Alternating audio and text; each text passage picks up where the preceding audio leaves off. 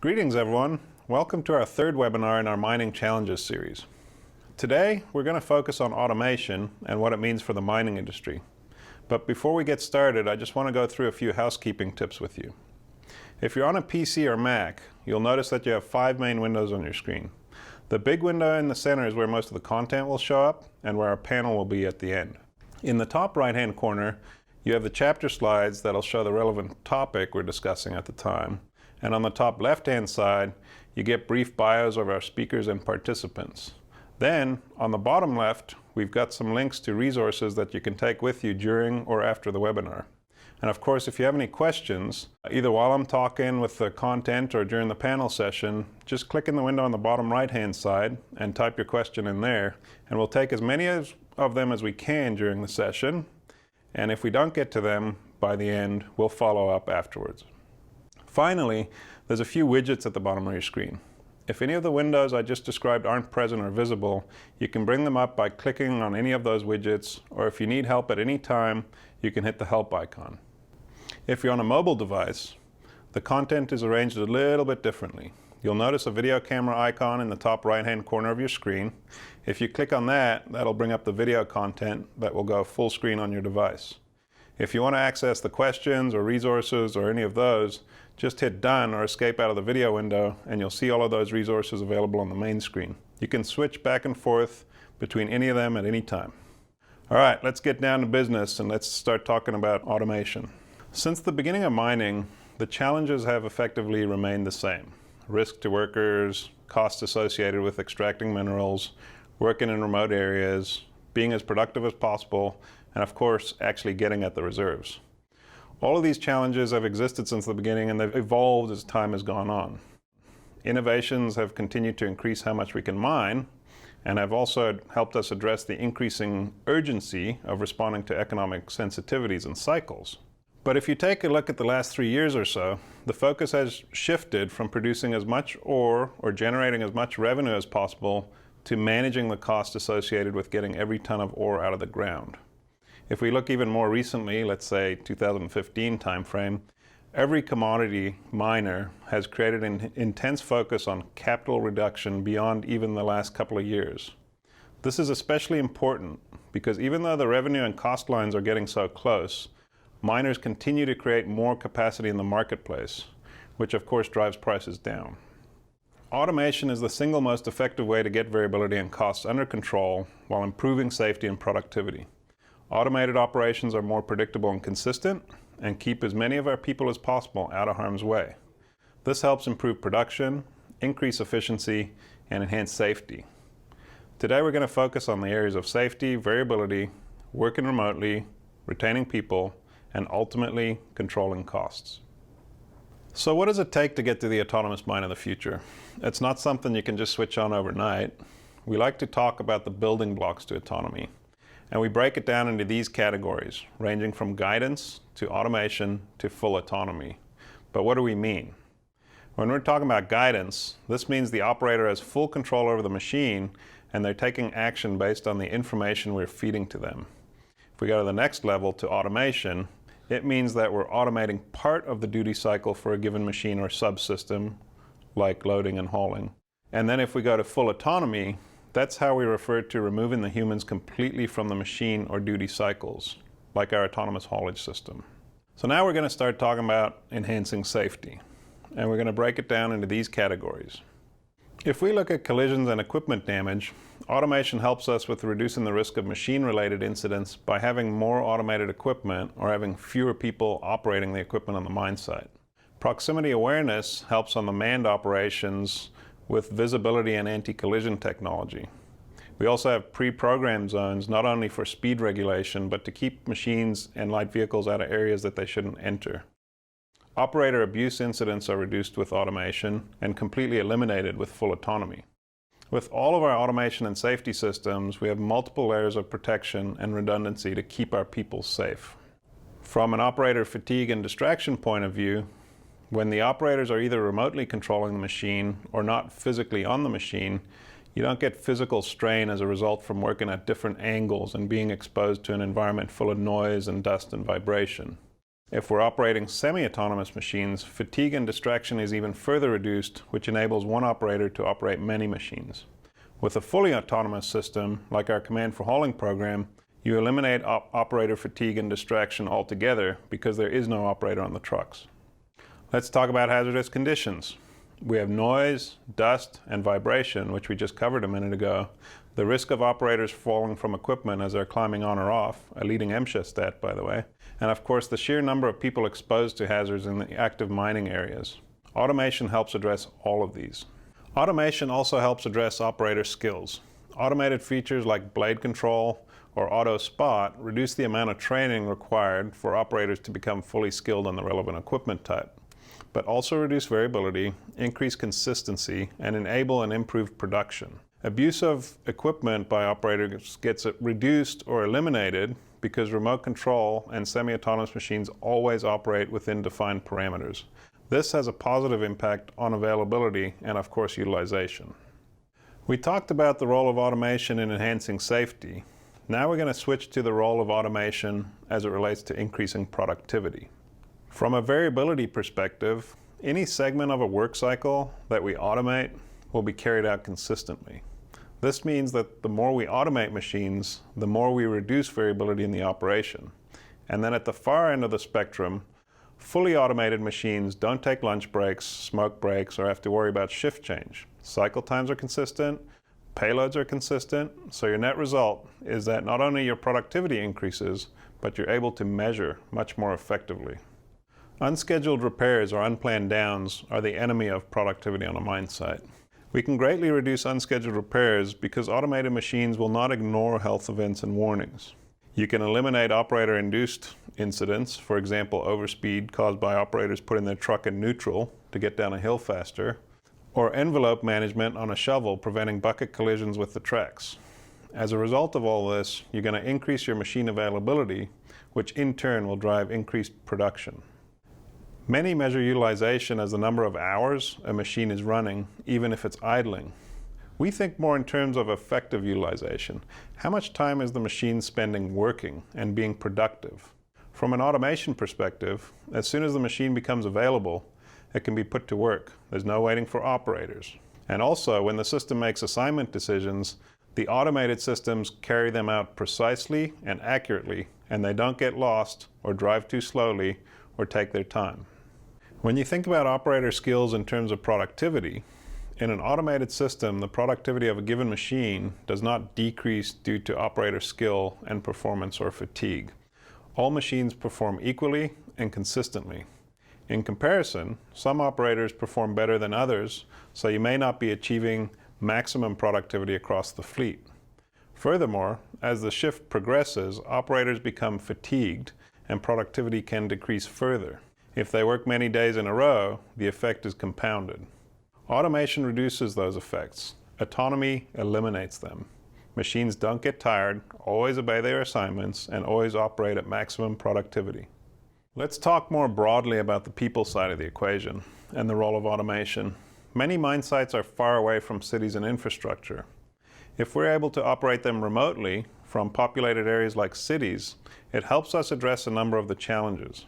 For starters, we have a handy side effect of reduced exposure to risk and hazardous conditions, which we talked about earlier. It also allows us to shift a lot of the workforce from the mine site to populated areas. This means we have a larger pool of candidates to choose from. We don't have to relocate as many employees, and in the case of fly-in, fly-out operations, employees don't have to leave their families for extended periods of time. This makes the jobs much more attractive to the workforce. Think about infrastructure. Less people at the mine site means less camp infrastructure required, simplified logistics related to getting people in and out, and overall reduced costs in this area. From an HR perspective, the larger labor pool drives lower labor costs, and the workforce is more stable because the conditions aren't as challenging. There's also less training required because of the level of automation that comes along with remote operations. To drive additional value into their operations, mine owners and operators are looking at investments in automation and autonomous mining. These investments are expected to lower cost per ton and improve safety. Let's have a look at some of the levers we can adjust to help us control costs.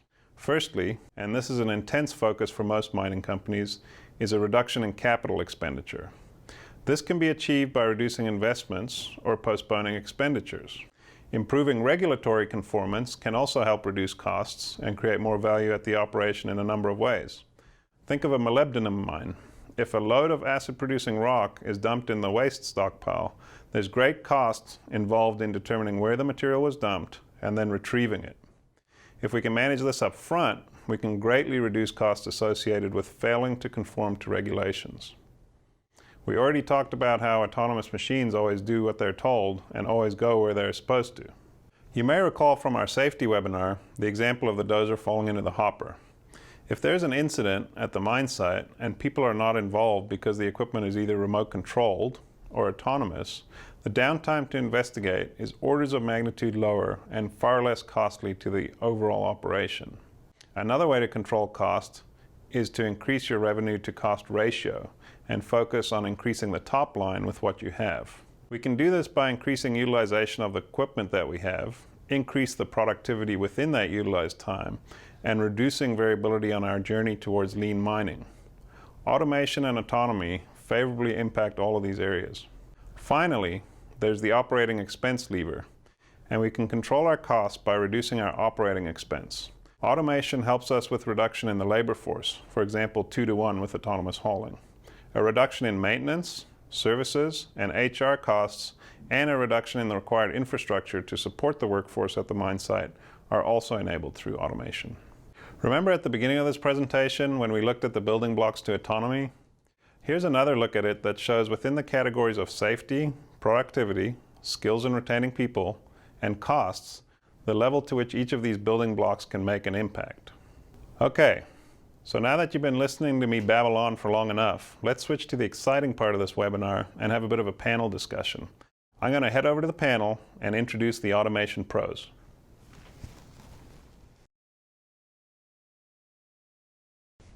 Okay, joining me now are some members of our leadership team from Mining Technology Enabled Solutions. We've got Bill Deers, our usual host of these webinars. We've got Sean McGinnis, our product manager for automation, and Dan Hellige, our commercial manager for the Americas. Gentlemen, welcome. Good morning. Thanks, Craig. And we want to welcome everyone that's out there in the audience here today. We really appreciate you tuning in and on the next of our webinar series.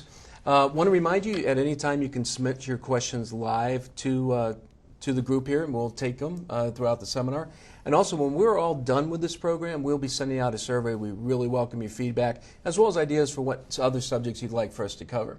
So at this point, why don't we give the audience a little bit of more background on ourselves. So Sean, starting with yourself, maybe tell them what you do and focus on. So Bill, I'm the product manager for Command, which has all the mining products, both surface and underground. And really my primary role is to make sure that the strategy is set such that we can deliver the most customer value with our products through the new product introduction process. Okay, fantastic. And Dan, how about yourself? Yeah, Bill, I'm the regional manager for the Americas. So my team helps our customers, our dealers in both North and South America as we look at what are the issues that the customer is trying to resolve and what kind of solution we can bring to the table. So our team works through that whole commercial process from implementing the technology and in the case of autonomy, running the technology. Fantastic. And then Craig, when you're not on camera doing these, what are you doing during the day? So my team provides subject matter expertise on taking mining applications or mining challenges that our customers are trying to address and looking at the offerings that we have to make that link up to help them address those challenges or get some extra benefit. We also support the regions on the sales side of things. So if there's any questions about how a certain application works in the mining environment, or how we can help address those challenges, that'll come to this team. And then finally, we also feed the voice of our customers back into product managers like Sean to make sure that we deliver what our customers are looking for in future versions. So Craig, you just got done spending the last 15 minutes of the broadcast or so chatting about automation. And then the extreme automation or autonomy, right? And so, a lot of the discussion is where things are going. I thought maybe we'd first start off, Dan, with yourself and talk a little bit about what's actually here today, and maybe we could focus specifically first on autonomous hauling. Yeah, great, Bill. So, as Craig said, autonomy has been around, and it's a journey that we have been on. And here at Caterpillar, we're in the process of launching our fourth Command for Hauling site. So we started back in 2011 with BHP's Navajo mine, which was a field follow site for us as we moved some dragline spoils and did some reclamation work for them. We then moved to Western Australia with both FMG, Fortescue Metals Group, as well as BHP Billiton, and have 2 operations running there, and we're in the process of launching our 4th site in South America. Fantastic. Now, I believe one of those customers just had a major milestone with our system. Is that true? Yeah, that's very true. So Fortescue Metals Group just announced that they crossed that 100 million ton mark, leveraging our 793F command for hauling system. So it was a great milestone that we're pretty excited to be in partnership with them. So this is no longer theoretical. This is actually happening. Mining customers are using this and making money from it. That's right. It's no longer theoretical. Yeah, so largest single site for autonomous trucks, 41 trucks running at the Solomon mine. And you know, you'll hear a bit and have heard a bit about people, process, and technologies, and you know, that's a good example. So we haven't only brought the standard up of their manned fleet, but also their autonomous fleet. So we've made a 13% improvement in productivity on the manned side of things, and then with those 41 autonomous trucks, we're actually seeing productivity 13% greater than the manned productivity, which was in that report from FMG to the investors. Fantastic. So Sean, you know, part of your mission here and in your job is to set the vision for where we're going with autonomy. Where are we going in your mind with AHS? Well, Bill, you know, like these guys had talked about, primarily it's iron ore now. There's multiple other applications that we're considering, as well as we have a really clear understanding of what models that we're interested in and going after. But primarily the thing that's driving us to go forth with application and or specific models is really the customer pull. Okay, and that's what's driving our next steps. Yes. Okay, excellent. So Dan, speaking of the customer, you know, obviously not everyone's ready for autonomy yet. So can you explain to the group what's the process you go through with a customer to see if it's a good fit? Yeah, so a lot of times, Bill, the customer will reach out to our dealer and ask them what's going on in this space with Caterpillar. And the dealer will pull our team in pretty quickly, and we start those conversations. And really the initial conversation is about, is there a good fit with this mine site and what they're trying to accomplish? And then we will quickly take that to the executive office of all 3 companies, Caterpillar, our dealers, and of course our customers, to make sure it's a strategic fit and a strategic initiative of our customers. And if that's the case, then we launched a small team really from all 3 partners to start really delving into the information and looking at the operations, looking at mine planning, and what the solution needs to be tailored towards in order to make it beneficial for the customer. And so that's a journey that we go on, we walk through with our customers. So Craig, if maybe Dan's having a meeting with the customer, maybe it's not a fit today yet, maybe they're not ready yet. What's a step that they could do today to improve overall hauling system? Yeah, so there's 2 types of building blocks, right? There's the building blocks to automation for our customers. You can't change everything overnight, even if you're rolling out a new process or a new something at a mine site, right? It takes some time and effort and change management. And the way it works with us is if we're trying to achieve an autonomous mine site tomorrow or in the future, you know, there's building blocks that they can start with, like fleet or terrain. Fleet's a good example. So that's what you use to manage your fleet at a manned site. In the controller office, what they're using to manage that fleet and assign the trucks and manage the personnel, that is all the same interface that they're used to and the same processes that they're used to, whether they're running a fleet site or an autonomous site down the road. The difference is, to get to that autonomy layer, that you're adding on some processes and some layers of protection and that kind of thing. So it's not a big step change. It's terrain on the loading tools at an autonomous truck site. It's terrain on the loading tools at a manned site. So those shovel operators, they're used to using that system. The difference is they have a little bit more control over the trucks now because they're the ones calling them in and spotting them and that kind of thing. So it's a build-up. And what it does is it eases that change management. You know, if we want to get to an autonomous mine site in the future, the way we manage the change is by implementing these building blocks, getting everybody used to it, getting everybody used to the new processes and technologies, and then, you know, we can add a step as we go. Correct. We call those, when we're talking to a customer, we call those the on-ramps Yep. to autonomy, really. Because when you think about the interstate system, on-ramps are designed to ease traffic into the highway in a smooth fashion. And so the rest of the MineStar suite does that for you. If you have those technologies embedded into your operations, Bill, it really makes it easier then to move towards autonomy in a seamless fashion. Okay, excellent. And I think that's a key point is every customer really needs to have that technology plan. What do they want to implement? What makes sense? And really that multi-generational plan to really lay out, hey, what's going to provide benefit for me in what time frame, and what do I need to change from a people and process in order to incorporate that technology? Yeah, and we've been investing quite a bit of energy in that space recently. We've had a lot of our customers coming to us and saying, hey, please work with us. Here's where we're going. Here's where we want to end up. Here's the goal. How do we get there? And that's where, we sit down with them.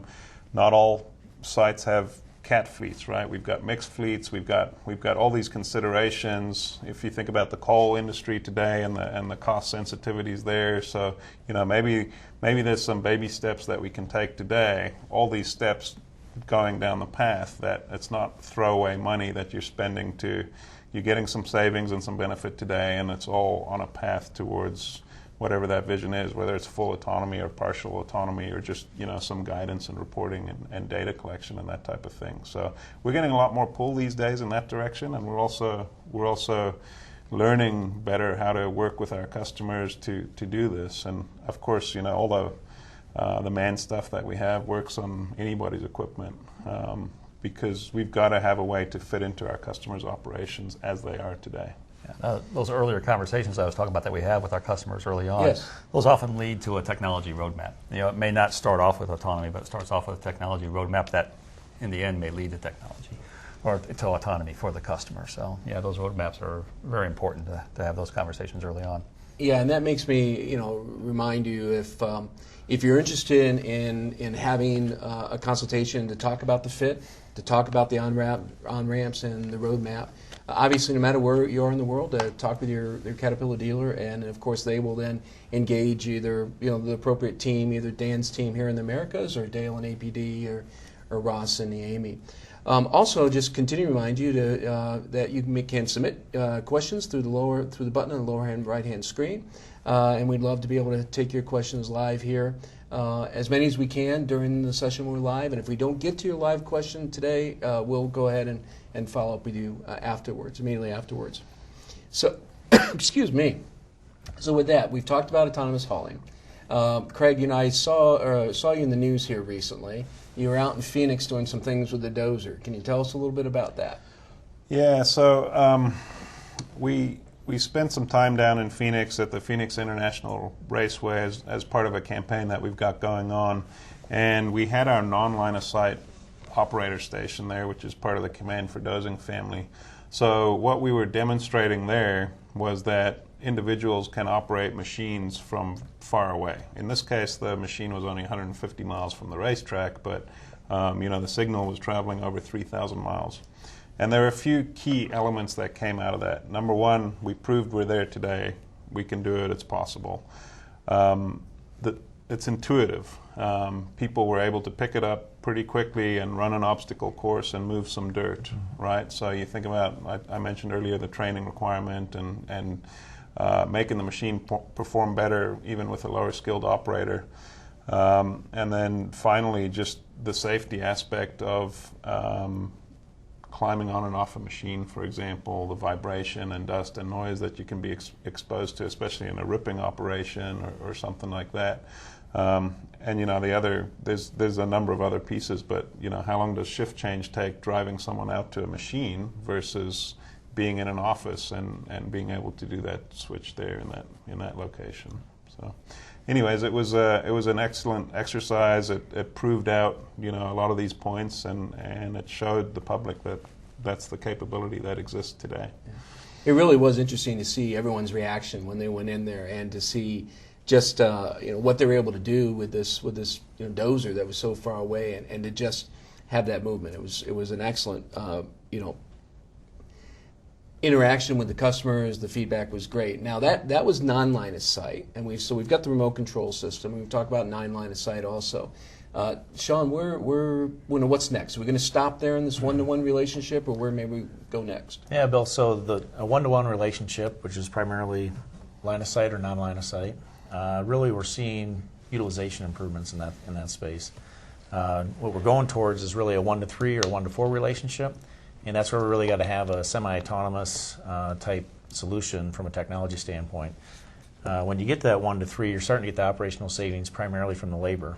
Okay, but going forward beyond that, when you start incorporating the people, the process, and the technology completely together, that's when we're really going to see the big benefits in cost and so forth. Absolutely.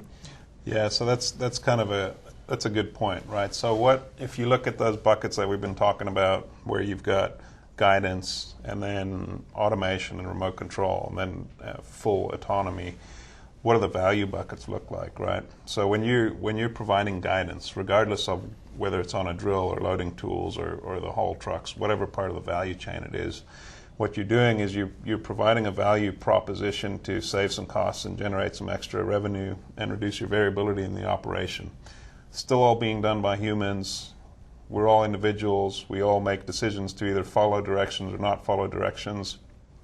We fatigue, so our performance could be good at the beginning of the shift and it could decrease over the shift, and you and I might operate differently than each other. And then when you get up into automation, as you automate pieces of that, now you're starting to take variability out of pieces of it, so you're driving that additional value not only from a variability perspective but a consistent productivity perspective. And then to the full automation, now you're really impacting shift change, you're really impacting availability, you're really impacting every step of the process, and you're eliminating variability effectively. So that's kind of the value buildup as you go from guidance into automation into full autonomy. So from the dozing perspective, right, the remote and the non-line of sight, that's there today. You mentioned the SATs, the semi-autonomous tractor. Is that something conceptual, or is that something that we're actually out there doing at the moment? Well, we have a customer in Wyoming that we've been partnering with for a few years now and fully developing that.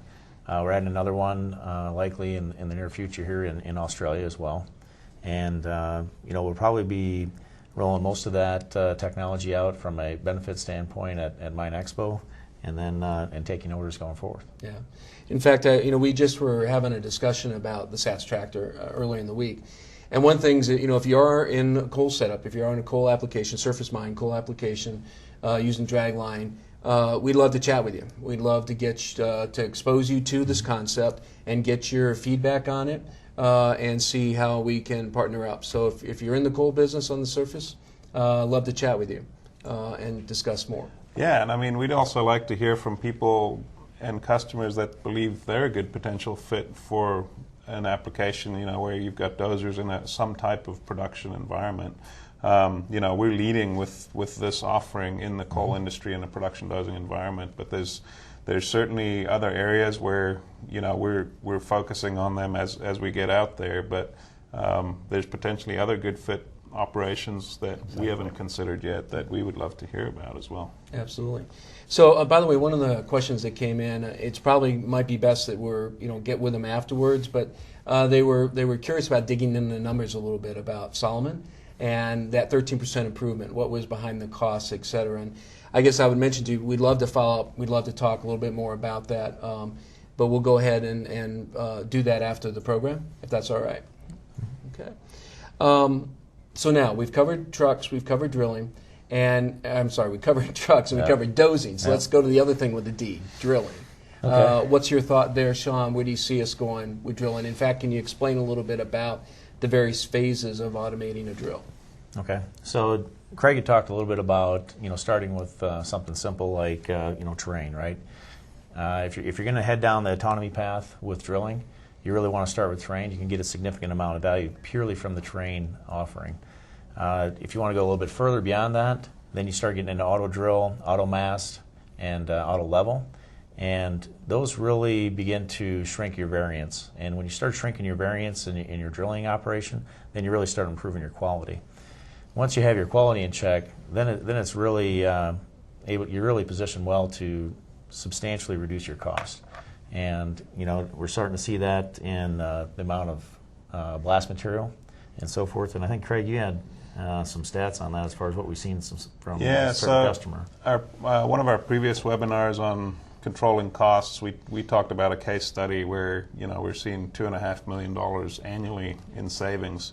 The majority of that coming from from explosives. So, drilling is a great example of where you're early in the value chain and you can have a lot of impact not only in that piece of the value chain but downstream. So in this particular example, we had savings on consumables. This was on a 4-drill setup, so about $600K per drill if you're going to attribute it that way. Your consumables, because you're not over drilling holes, which operators tend to do a lot. Your explosives, that was the biggest chunk of it in the $1.8 million per year range. 5% improvement in shovel productivity. And then your payloads on your trucks, because you've got consistent fragmentation, you can load the trucks much more consistently according to the good old 10-10-20 rule. And then down at the crusher as well, right? You're keeping that crusher throughput, which is the revenue generator, consistent at the rate that you need it to be at, because you're not having to use the rock breaker or dealing with irregular sized rock and that type of thing. And of course, maintenance impacts across the board. So. Yeah, and I should also mention, much the same way with SATs, with the drills. We start 1-to-1. You can remove the operator from that and increase utilization, but also that 1-to-3 relationship and so forth, where you have single operator, leveraging the technology on a semi-autonomous basis to control 3 drills at one time. Sure. Yeah, and the fantastic opportunity about automating drills, they move very slowly, they work in relatively isolated areas, so it's a good place. If you've got an operation that's going to go through some kind of change, it's a good place to start and vet that out with your internal processes and that kind of thing, because you're really going to minimize the mine site or the mine-wide impact as opposed to starting with the haul trucks or other operations. So it's really a good fit for automation for a lot of people, and a good place to start is with those automated features. One of the things that your team is doing, Sean, as you well know, is really leveraging the platform from Command for hauling, so that we're developing the same methodologies, the same processes can be leveraged across, whether it be trucks, the drills, or the tractors. And so that's a big benefit, where a mine site, as they move towards autonomy, having that same level of integration within the machines, the same level of processes, or the same consistency in processes, I should say, is a big benefit. Yeah, it improves our quality, and really it's a play on R&D efficiency. So we're seeing that, we're doing that both surface and underground, and really leveraging the benefit of that. Yeah. It really seems, Dan, every time I get a chance to work with your team, it seems like they spend a lot of time with the customer and the dealer, really focusing on processing. We keep kind of coming back to it to make sure they're optimizing, getting the most out of the potential. Right. Is that right? Yeah. And so everybody looks at the technology, which is true. That's the new thing, so to speak. But it's really, at the end of the day, Craig mentioned early on, it's the people. There's still people that are inputting into the technology. And so making sure the change management occurs with the people, making sure that we upskill their skills. If you're a dispatcher with our fleet system today, being a controller, in command is not a huge step, but there's some learning and some training that needs to go on with that. So it's really getting your people ready, your processes. Automated mine really drives discipline, and it really requires processes to be followed.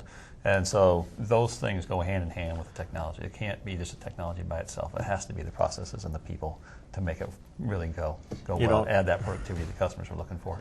As you're talking about that, something came to mind, and it's probably a little bit of humor, but it just made me think about diets, right? So you go buy a treadmill, right? It's technology. What's he saying? And not you, probably more so me, but seriously though, if you look at a diet, right, there's the change behavior of, hey, I'm not going to feed myself everything there is in the fridge. Yep. Second thing is, I got a treadmill sitting there, but I'm going to have the discipline and the process to get up every morning and utilize it. So it's really no different when you look at automation and autonomy, is that you have to embrace the people, the process, the change management, as well as the technology. Yep. So. Yeah, and there was another fundamental that Dan touched on there briefly about people, right?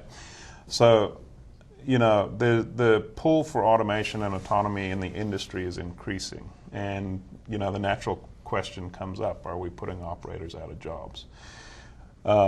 we're going at the pace that the industry is going at. It's getting harder and harder to find people that are going to sit in a piece of equipment for a 12-hour shift day in and day out. It's harder and harder to find people that are going to go to a fly-in, fly-out operation. Everybody wants a higher quality of life, which means for us all to have a higher quality of life, our output per person needs to be higher. So automation helps that, right? So by automating and following the trend in the workforce movement, there's more people seeking higher education and getting higher educated today. The quality of life, more people want to be close to their families. You know, automation enables all of these things, and like Dan mentioned, there's opportunity for shift in the jobs that people have today and for upskilling in the jobs that people have today to follow that trend and migrate along with us as we develop as a culture. Well, and you had mentioned it early in the broadcast too, because I know we don't keep talking about automation, which is at one extreme to that far, but you've got the operator assist. So you're taking that operator, you're allowing that operator to be able to do that task and really helping them with that job. To the semi-autonomous feature, right, which again is doing that, and also maybe getting them out of the environment, out of the cab, and into being able to operate remotely. Yeah. So the autonomy, that last step, the 1 to 3, I mean that's Yeah, and the ultimate here, but. Back to the ripping example. Yeah. Show me one human being that would prefer to be inside a dozer ripping as opposed to in a comfortable station in a remote location. Yeah, I was out at TPG, our proving grounds out in Tucson, and had a chance to sit and talk to the operator who was running our SATS program for us and our test center out there. And just what he's seen, he's been operating a dozer for 25 years. To be able to sit in an office environment in a comfortable chair without the noise, without the vibration, without the being out in the elements, to him it was just a tremendous benefit. Just that alone was huge for him. Production dozing, our friends down in Wyoming, 25 or 30% slope they're pushing at. That means you're basically standing and using your leg muscles all day during that shift, which can be pretty fatiguing. Sure. If you can be sitting flat, doing the same work, it's a big benefit. Speaking about dozing, one of the questions that came in dealt with the application that we're looking at currently with SATS. Mm-hmm. And in this case, it was asking about the dozer pushing in a dump area. So, I mean, is there a fit for that yet? Or the similarities to the pushed edge that we're doing today, right? So it seems like it could be close, could be inbounds. So you're referring to a stockpile? Or No, so it sounds like pushing off the dumps. Okay. So... yeah, I mean, so the first phase of this is pushing over the edge in a production dozing environment, but those are the areas that we're looking at, right? We're looking at waste dumps, we're looking at pivot push, we're looking at working around coal hoppers and that type of thing. So, as we get the demand in the pool and as we hear from our customers, this is either where I'm trying to up my productivity or improve my safety, pushing over the edge at dumps, there's a safety play there. Mm-hmm. Those are the areas where we are focusing. So it looks like we do have something we can talk to them about after the meeting, which would be great. Let's shift to command for loading. Anything you can tell us on command for loading at this point, Sean? Well, Bill, there's a lot of exciting things that we're working on in that space. Can't let the cat out of the bag, but essentially we're going to have our listeners come visit us at Mine Expo. So that's how you're going to do that. That's right. Okay. So let's go ahead, before we transition underground, let's go ahead and just kind of wrap up the surface. So a couple of the key points throughout the broadcast and that I think we're trying to make is, CAT A, number one, is taking a leadership position in the world of automation. Obviously, we couldn't do it, though, by ourselves. We're very tight cooperation and partnership with the customers. We're constantly looking to expand that partnership in this area. So again, if you think you're a good fit, to please let us know. Also, a lot of this stuff that we're chatting about, automation is here today. We talked about the operator assist, the semi-autonomous, that all is here today. We've talked about certain aspects of autonomy that are actually here today also. So this is not theoretical anymore. There is actually practical, real-life experience. We also talked about the building blocks to allow customers to start to get on the on-ramps to build toward autonomy and what steps they could do to do that. So with that, let's go ahead and transition underground, if we can. And Craig, we'll start with you. We kept talking about process change, et cetera. Let's talk a little bit about longwall and coal mining. Yeah, longwall's a good example of where need and challenges have driven change. So if you think about longwall mines, it's in an underground environment. You know, there's some additional hazards that we've got to deal with down there. We've got to manage air quality. There's a number of additional factors that we need to work through. So it's really, they've been pushing the envelope on the automation side of things. So if you think about how much a longwall can produce, you know, $2 or $3 million worth of coal in a day, and we are able to do that with only 7 people running that operation, right? And the path that we're headed down is that we don't have to have anybody underground. Today we still got to have the operator running the shear, we still got to have people involved with moving the head gate or the tailgate, but we never stop. It's always going, and eventually we're going to have everybody out and at the surface. And then your shift change implications and your productivity implications, it all gets better from there. Yeah. So then when we transition over to hard rock, we talk a little bit about block caving or sublevel stoping or that. What's, Sean, maybe give us a little bit of idea of what's going on there. Well, I think if you look at hard rock underground, there's been a terrific amount of automation already put in place. But I also feel like there's still a tremendous amount left in order to improve safety and so forth.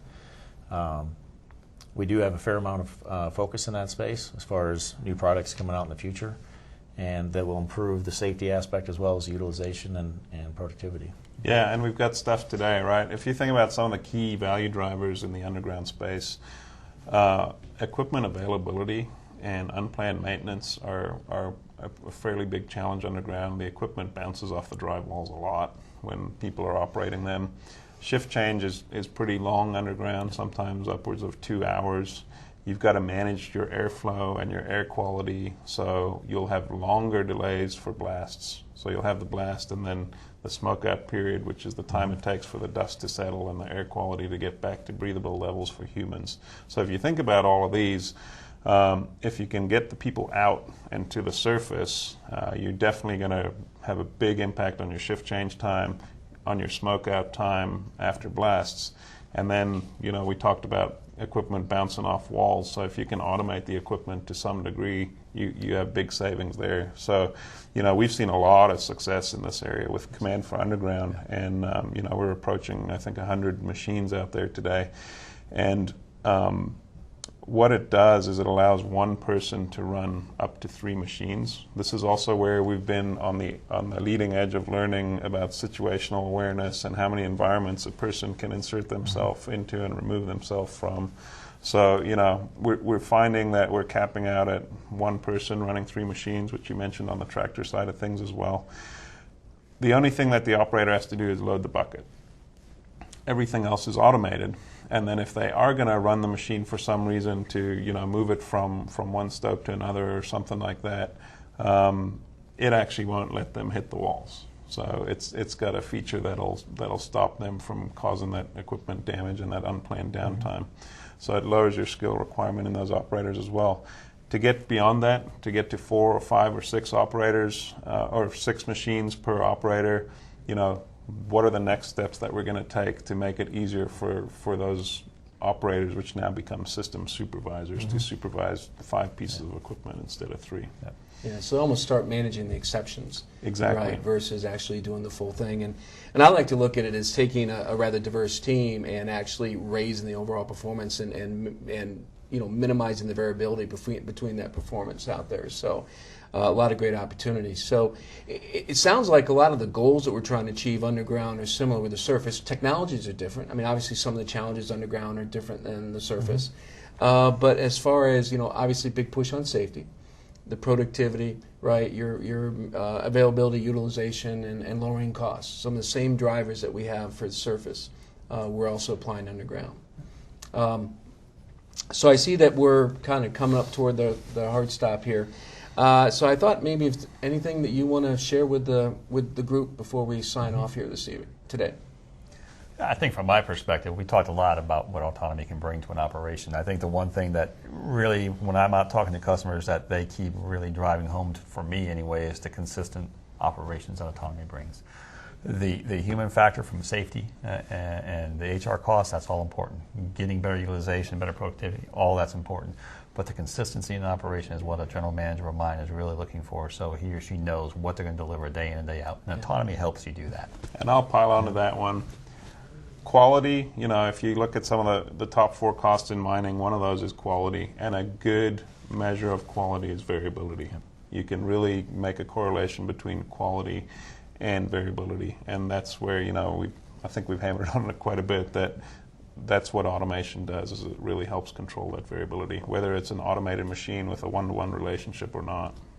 Yeah, and I think that the piece that I would add to that, Bill, is that it's really not a limitation on technology, right? It's really more a limitation on what are the customers really willing to accept as far as changing from a people and a process standpoint to leverage technology.